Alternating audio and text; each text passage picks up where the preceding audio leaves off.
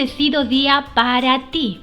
A continuación, vamos juntos a resolver las actividades que corresponden a la semana número 2 y lleva por título Representamos la participación en tablas y gráficos. Esto para tercer y cuarto grado de secundaria. Recordemos el título de la experiencia de aprendizaje que se abordarán en estas 3 semanas.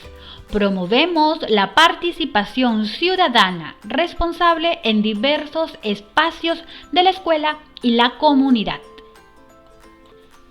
Te presento a continuación el diseño que he elaborado para esta semana. La parte inicial es la misma que te presenté la semana anterior en uno de nuestros videos. Nosotros, mira, ve, según esta ruta nos encontramos aquí en la semana número 2 y a continuación yo te estoy presentando aquí los criterios de evaluación y en esta sesión solamente vamos a trabajar con organizar los datos en tablas de frecuencias, representarlos en gráficos de barras, histogramas y polígonos de frecuencia, ¿ya? Y por allí hacer una que otra análisis e interpretación, pero en realidad este análisis e interpretación y sacar conclusiones a partir de tablas y gráficos lo haremos y lo abordaremos más ampliamente en la siguiente sesión porque así yo lo he diseñado. Mira, interpretamos tablas y gráficos sobre la participación ciudadana. Aquí en la tercera semana abordaremos ese aspecto de forma más profunda. Muy bien, aquí tú puedes revisar este diseño, lo comparto contigo en la descripción de este video aquí abajo, dale clic y este diseño puede ser tuyo para que lo puedas adecuar a tu contexto. Entonces, en función a este diseño es que yo te presento la siguiente diapositiva. Recordemos el producto que debes elaborar al término de esta experiencia. Propuesta de acciones argumentadas en un discurso que serán difundidas en diferentes medios para promover la participación igualitaria, responsable e informada en la escuela y la comunidad, utilizando gráficos estadísticos y otras fuentes. Recuerda que este es el producto final de esta experiencia y que pues trabajan las 5 áreas integradas: ciencias sociales, ciencia y ambiente, matemática, comunicación y DPCC. Empecemos entonces con esta actividad. Representamos la participación en tablas y gráficos y vamos a empezar viendo de forma completa la encuesta que la semana anterior nosotros aplicamos. ¿Recuerdas? Vamos rápidamente recordando qué partes debe incluir una encuesta. El título, en este caso, estudios sobre la participación ciudadana en nuestra escuela y comunidad. Además, debe contener una pequeña instrucción y dar a conocer al encuestado el objeto de estudio de esta investigación. Estimado, marque con una X o un aspa o escriba la respuesta que crea conveniente para cada una de las preguntas con total sinceridad. Sus respuestas ayudarán a recoger información, estudiarlas y generar reflexión sobre la participación democrática que existe en nuestra escuela y comunidad. Y mira, ve, aquí en este párrafo yo le estoy dando a conocer a las personas que van a completar esta encuesta cuál es la finalidad de este estudio. Entonces se han considerado 3 preguntas. Mira, ve. Primera, segunda y tercera pregunta. Estas preguntas nosotros ya las hemos analizado en clase la semana anterior. Hemos visto qué variables se consideran para cada pregunta, qué tipo de preguntas son. Vamos recordando rapidito. Mira, la primera pregunta es una pregunta abierta. Sí, porque le permite aquí al encuestado responder libremente. La segunda es una pregunta cerrada dicotómica y la tercera es una pregunta cerrada de opción múltiple. Cada pregunta ya tiene una variable. ¿Sí? Cada pregunta, claro, debe contener ahí la variable en estudio. Entonces, si yo tengo en una encuesta 3 preguntas, yo deberé identificar 3 variables. Y una vez que identifique esas 3 variables, yo deberé construir una tabla y un gráfico estadístico para cada pregunta. Si yo considero más preguntas, tendré que construir más tablas y más gráficos. En este caso, vamos a construir tablas y gráficos estadísticos para cada una de las preguntas. Para elaborar tablas y gráficos estadísticos, debemos considerar los tipos de variables, cualitativa o cuantitativa, que representan mejor las características del tema de estudio. Vamos con la primera pregunta. ¿A qué edad tuviste mayor participación en tu escuela o comunidad? Entonces, identifiquemos rápidamente la variable. Y ya lo habíamos conversado en la clase anterior. Es la variable edad. Y la variable edad es una variable cuantitativa discreta, porque tomará datos enteros, valores enteros. Entonces, mira, ve, esta variable edad, ya yo he recogido los datos, hemos recogido los datos y pues tenemos aquí esos datos ordenados de forma creciente. Ya, aquí se ha encuestado a cuántas, ¿recuerdas como mínimo cuántos dijimos? Muy bien, 30 personas, entre familiares, compañeros de estudio, vecinos, etcétera. Entonces, y a mi comunidad, claro, dentro de ellos nosotros hemos considerado una muestra de 30 personas.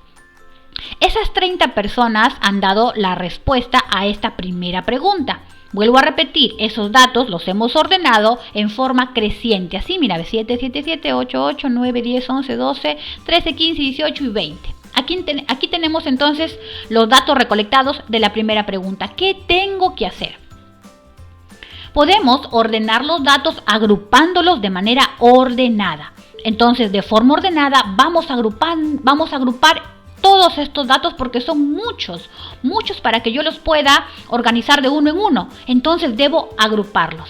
¿Y cómo lo vamos a hacer? Es necesario entonces que recordemos algunas nociones previas.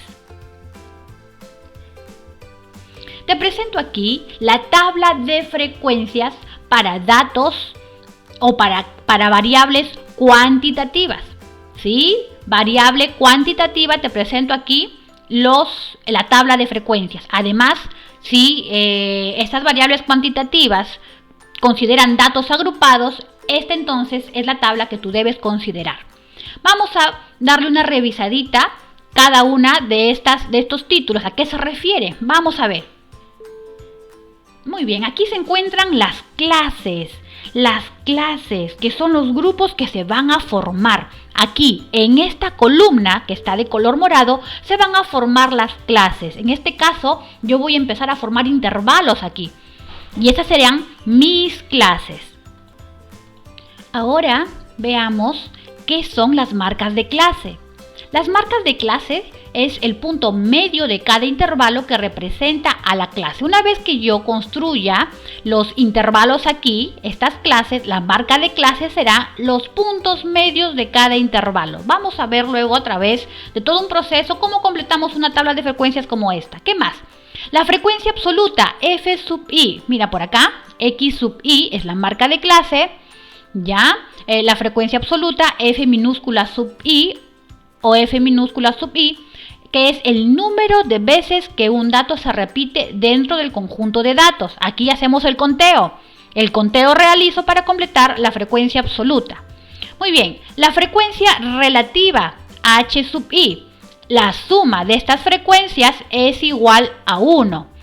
Por acá también. Aquí la suma de las frecuencias absolutas me tendrá que dar el total de datos. Se supone que nosotros aplicamos la encuesta a 30 personas, por lo tanto la cantidad total de datos será 30, n igual a 30. Entonces aquí la frecuencia relativa me indica como dato, como aquí, como una pequeña observación, que la suma de estas frecuencias relativas será igual a la unidad, o a un decimal. Por ejemplo, 0,99, que redondeado es la unidad, que al momento seguramente de redondear cada uno de estos decimales habrá un margen de error, pero finalmente es 1. 1 a 0,99, ¿sí? Por allí es lo mismo, está redondeado. Y la frecuencia relativa porcentual, h sub i %. La suma de las frecuencias relativas porcentuales es igual a 100%. Vamos entonces a aplicar esto, no sin antes considerar tres aspectos importantes. Vamos a recordar aquí, profesora, una vez que ya tengo los 30 datos allí, ¿cómo es que comienzo a construir los intervalos? Para construir esos intervalos, esas clases que llamaremos de aquí en adelante, si es que nos olvidamos de intervalos, sabemos que esas son las clases. Esos intervalos, ya para construirlos, vamos a considerar concepto de rango, intervalo y amplitud. ¿Qué es el rango? Se denomina rango a la diferencia entre el mayor y el menor valor del conjunto de datos de la variable de estudio. El rango solo lo podemos encontrar para variables de tipo cuantitativa, y como estamos trabajando con la variable edad y que ya identificamos que es una variable cuantitativa discreta, entonces muy bien podemos encontrar el rango. El rango también es llamado recorrido y se denota con la letra R mayúscula.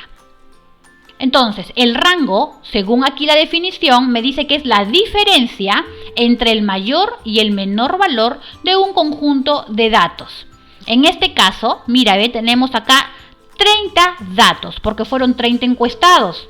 Los 30 datos voy a identificar el menor valor. Mira, 7 y el mayor valor 20. Por eso es importante que cuando tú comiences a realizar tu conteo y puedas ordenar aquí los datos, lo ordenes de forma creciente, de menor a mayor, para que te sea más fácil encontrar el rango o el recorrido. Porque si tú identificas aquí el menor valor y el mayor valor, entonces hallas la diferencia y encuentras el rango.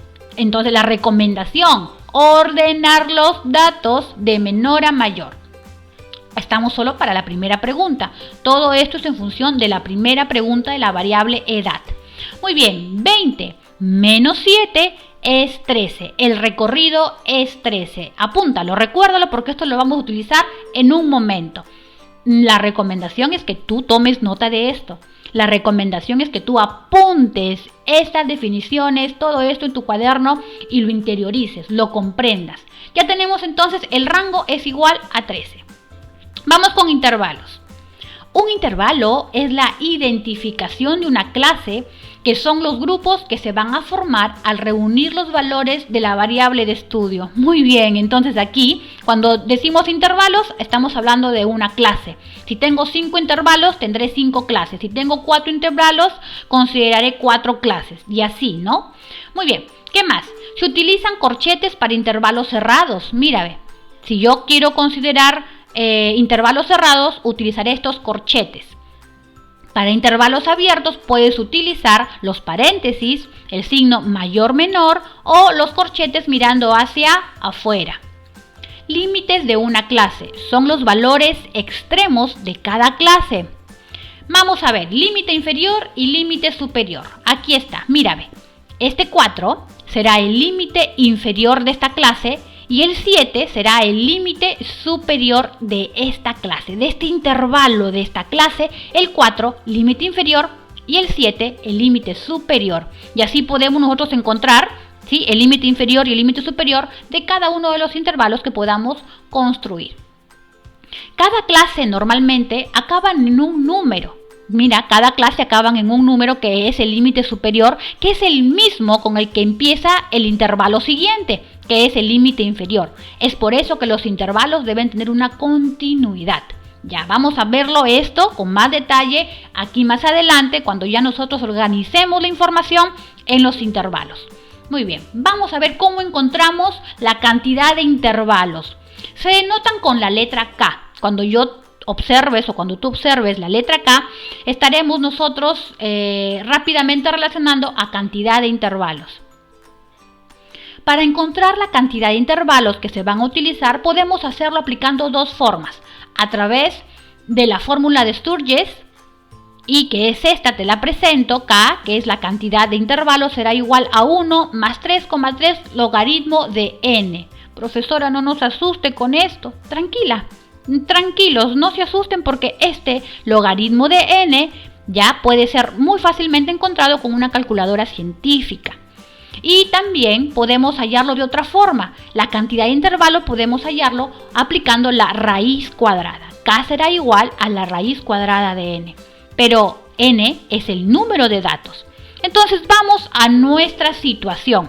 Nosotros tenemos que hemos aplicado la encuesta a 30 personas. Tenemos 30 datos recogidos para la primera pregunta. Yo quiero saber cuántos intervalos voy a formar. Voy a aplicar ambas formas. Aplicando la fórmula de Sturges, tenemos K es igual a 1 más 3,3 logaritmo de n. Pero n es el número de datos, que en este caso son 30.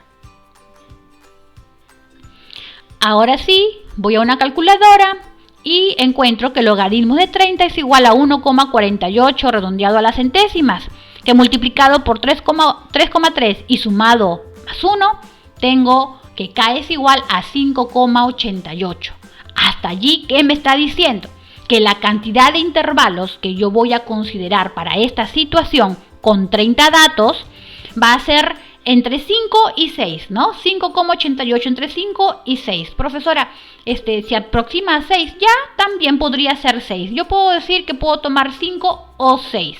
Ahora, vamos aplicando la raíz cuadrada. Me tiene que salir un aproximado, ¿no? Porque si ambos me tienen que dar la misma cantidad de intervalos. Vamos a ver, raíz cuadrada de 30 es igual a 5,48.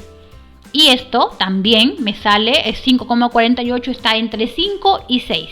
Entre 5 o 6. Aquí, para este caso en particular, solo tomaremos 5. ¿Sí? 5 intervalos nada más vamos a considerar. Entonces, vamos rápidamente a ver qué es la amplitud. Hasta aquí, recapitulando. Ya sabemos cuánto es el recorrido. ¿Recuerdas? El recorrido fue 13. La cantidad de intervalos fue 5. Ahora vamos a ver la amplitud. ¿Qué es la amplitud? Se denomina amplitud al tamaño del intervalo. Esta es la diferencia entre el límite superior y el inferior de la clase. Se denota con la letra A. ¿Y cómo se encuentra? Se encuentra dividiendo el rango entre el número de intervalos. Ah, muy bien. La amplitud entonces es igual al rango entre K. R entre K. Pero, yo ya sé cuánto vale el recorrido, ¿verdad? Así es. El recorrido es 13 y la cantidad de intervalos es 5. Entonces, la amplitud será 13 entre 5. 13 entre 5 es 2,6, que lo redondeamos a 3. Redondeamos a un número entero. Aquí sí, redondeamos a un número entero. 2,6 redondeado a 3. Quiere decir que cada intervalo tendrá una amplitud de 3. Una amplitud de 3. Muy bien, entonces, ahora sí vamos a organizar los datos. Vamos a construir esos intervalos. Voy a construir 5 intervalos. 5 intervalos que tienen una amplitud de 3. Tengo los datos por acá y ahí tengo 5 intervalos, ¿sí? Ahí está, 5 intervalos. 1, 2, 3, 4. 5 intervalos que vienen a ser las clases en la tabla de frecuencias. Muy bien, entonces vamos a ver. Una amplitud de 3. Voy a empezar con el primero. Empiezo con 7 y le sumo 3. 7, 8, 9, 10. Coloco 10 aquí. Límite inferior, límite superior. El límite inferior en este caso es cerrado y el límite superior será abierto. Este mismo valor se colocará aquí en el siguiente intervalo, ahora como límite inferior. Súmale 3 porque la amplitud es 3. 10, 11, 12, 13. Aquí tenemos 13 y 13 es un número abierto. Este que está como límite superior aquí ahora será el límite inferior en este otro intervalo. Y así voy construyendo cada uno de los intervalos considerando la amplitud. Profesora, ¿pero qué significa la amplitud? Mira, la amplitud es la diferencia entre el límite superior y el límite inferior de cada intervalo. 10 menos 7, 3. 13 menos 10, 3. 16 menos 13, 3. Ah, esa es la amplitud. Sí, de esa forma ya construí, mira, mis 5 intervalos. Vamos a ubicar esos intervalos aquí, en la tabla de frecuencias. Ya, entonces mira, empezamos con una primera columna. Considero aquí en la parte superior la variable edad. Ya coloqué aquí los 5 intervalos que hemos construido en la diapositiva anterior. Y voy a hallar la marca de clase. La marca de clase la hallo la hallo de la siguiente forma. En realidad, la marca de clase es el punto medio de cada intervalo que representa la clase. Esta es la primera clase, el intervalo de 7 cerrado, 10 abierto. La marca de clase será encontrando el punto medio, y el punto medio no es otra cosa que sumando el límite inferior más el superior y dividiéndolo entre 2. Mira, 7 más 10, 17, entre 2, 8,5. 10 más 13, 23, entre 2, 11,5. 13 más 16, 29, entre 2, 14,5. 16 más 19 entre 2, 17,5. Y finalmente 19 más 22 entre 2, 20,5. Aquí tengo la marca de clase. ¿Cómo lo hallé? Sumando estos dos valores y dividiéndolo entre 2. No es otra cosa que el punto medio de cada intervalo. Toma nota, detén el video. Haz tus operaciones tú solo, tú sola, hasta que obtengas estos resultados, ¿sí? Y confirma que todos estos estén de forma correcta encontrados. Vamos a construir ahora sí otra columna, que ahora la llamaremos frecuencia absoluta F sub i. Para esta voy a emplear la técnica del conteo para hacer el recuento de las respuestas de los encuestados de la primera pregunta y determino la frecuencia absoluta. Voy a completar esta columna haciendo un conteo. Empiezo entonces, mira, ve, del primer intervalo de 7 a 10. Pero recuerda que este límite superior es abierto, no puede tomar el 10. El 10 lo voy a tomar acá, que es cerrado, mira. Entonces solamente voy a contar aquellos que tienen 7, 8 y 9. Empecemos entonces.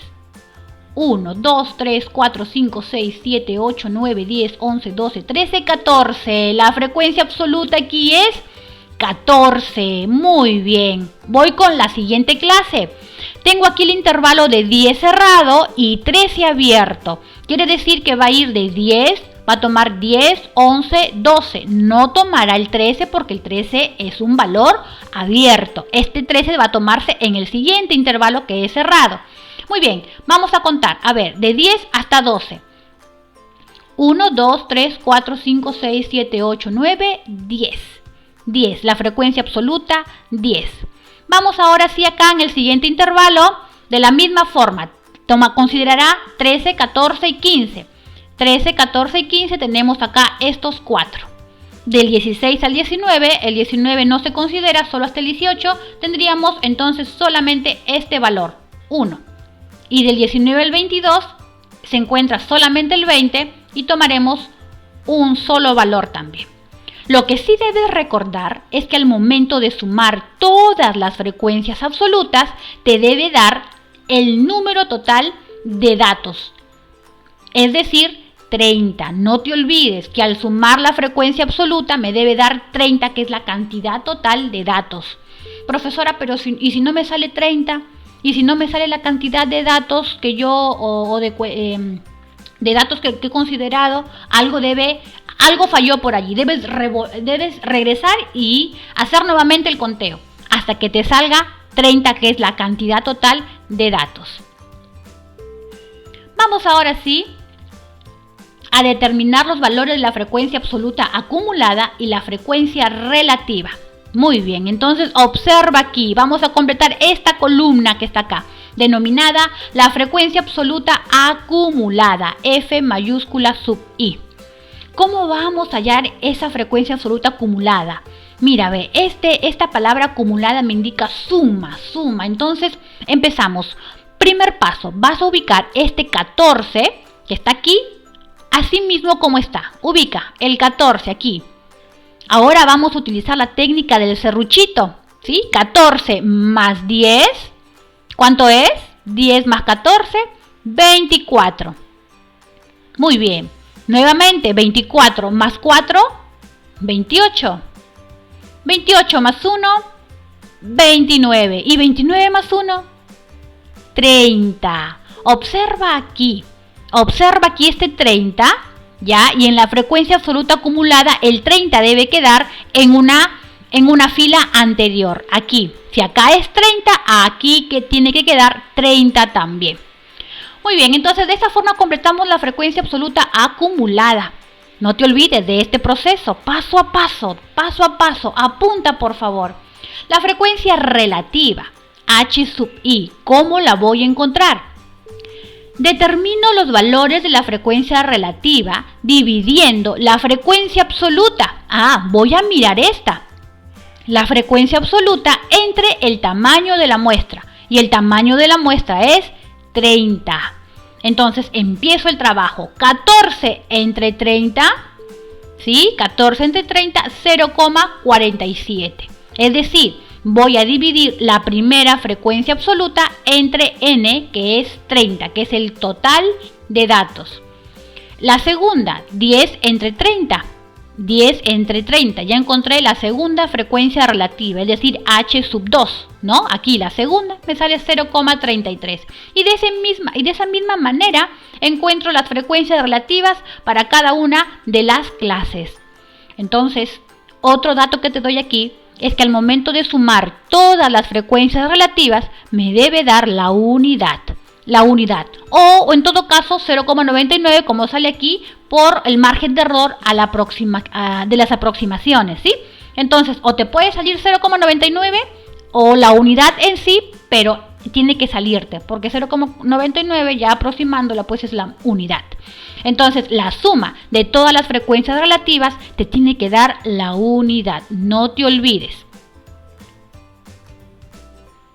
Muy bien, nos falta ahora sí calcular la frecuencia relativa porcentual. Y esto lo vamos a hacer multiplicando cada frecuencia relativa h sub i por 100. Very easy, ¿no es cierto? Muy sencillo, profesora.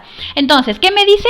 Que tengo que multiplicar la frecuencia relativa h sub i por 100.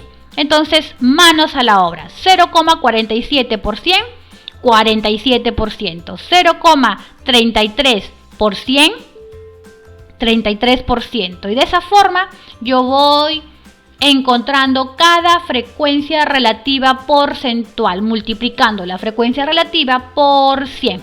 Ahora, el otro dato que te doy es que la suma de todas estas frecuencias relativas porcentuales te tiene que dar el 100%.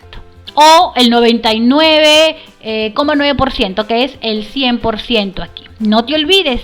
Y mira, ya tenemos lista nuestra tabla de frecuencias. Muy bien, finalmente obtenemos la tabla de frecuencias de la pregunta 1. ¿Cuál fue la pregunta 1? ¿A qué edad tuviste mayor participación en tu escuela o comunidad?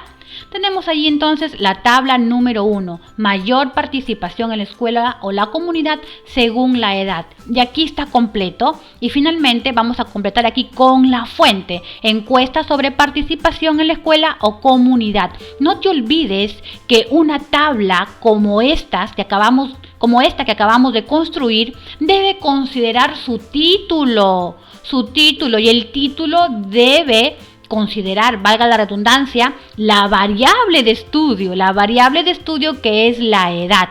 Además, debes considerar también la fuente. Toma nota, por favor, cuando se te solicite que tú compartas o construyas una tabla de frecuencias, esta debe ir acompañada de su título y de la fuente.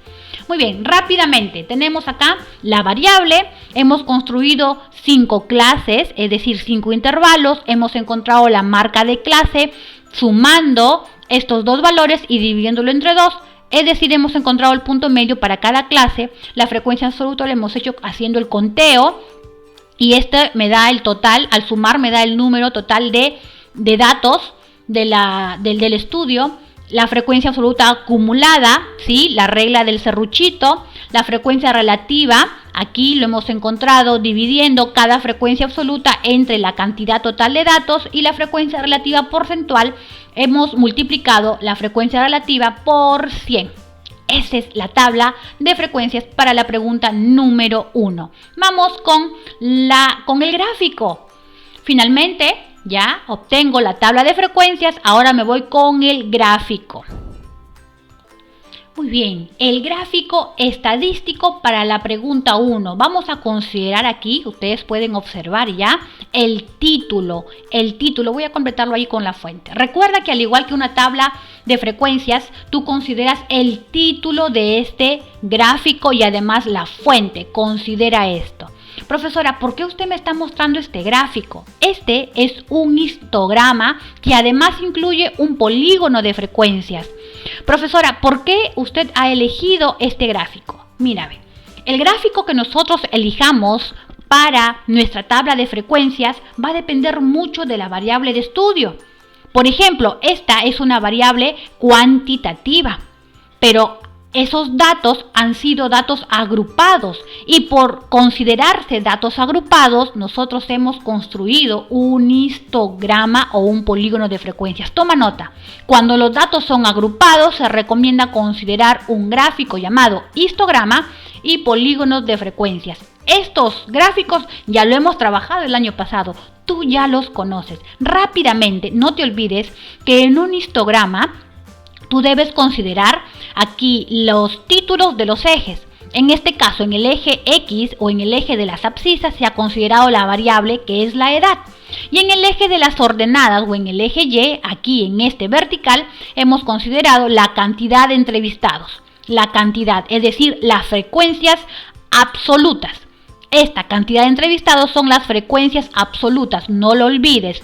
Entonces, aquí el histograma, mira, va a ir considerándose acá los intervalos de 7 a 10, de 10 a 13, de 13 a 16, de 16 a 19, de 19 a 22. Y bueno, uno más que han considerado aquí y que es 0 porque no había ningún dato en este intervalo. Ok, ¿qué más? ¿Qué otra cosa? Observa que las escalas que se han considerado son iguales, 0 a 2, de 2 a 4, va de 2 en 2 de forma ordenada. Cuando tú tengas que graficar, hazlo con tu regla para que tus trazos sean perfectos. Entonces, es muy sencillo realizar un histograma porque se parece mucho a un gráfico de barras, ¿verdad? Sin embargo, estas están juntitas, mira, ve. Por eso se denomina histograma y además porque aquí están los intervalos, hay una continuidad. Los polígonos de frecuencias, o en este caso el polígono de frecuencia, se halla uniendo los puntos medios ya de cada intervalo. Aquí, mira, voy a colocar aquí, están uniendo todos esos puntos medios. Por ejemplo, aquí, o en todo caso están considerando las marcas de clase, 8,5, pero levantó aquí en 14, mira, ve. Del intervalo 7 a 10, de este intervalo, mira, ve, de 7 a 10, ya hubo, vamos a considerar 8,5, que es el punto medio, pero va a levantar 14 unidades porque es la frecuencia absoluta. Mira, ve. Lo mismo acá, de 10 a 3, considero el punto medio. De 10 a 3 el punto medio es 11,5, pero va a levantar ¿cuánto? 10 unidades. ¿Por qué? Porque la frecuencia absoluta es 10. De la misma forma, en este intervalo de 13 a 16 el punto medio es 14,5. Y aquí, pero levantó 4 unidades. ¿Por qué? Porque se consideran las frecuencias absolutas. Entonces, se dice que es mucho más sencillo el polígono de frecuencias con histograma, pero la recomendación es que tú grafiques tu histograma y allí encima tú puedas trazar tu polígono de frecuencias uniendo los puntos medios de cada intervalo. Muy bien apreciado estudiante. Hasta aquí, ¿qué hemos realizado? Solamente hemos trabajado la tabla de frecuencias y un gráfico estadístico para la primera pregunta. Hemos considerado que esta primera pregunta es una variable cuantitativa discreta y además hemos agrupado esos datos porque fueron muchos los datos y los hemos agrupado de una forma ordenada, considerando rango, considerando número de intervalos, considerando amplitud y finalmente hemos completado toda esta tabla de frecuencias. Todo este trabajo solo para la primera pregunta. Regresamos en un momento para explicarte las tablas de frecuencias y los gráficos para la segunda y tercera pregunta que consideran variables cualitativas. No te olvides suscribirte a mi canal, a darle like a este video y a compartirlo en tus redes sociales. Me despido. Dios te bendiga.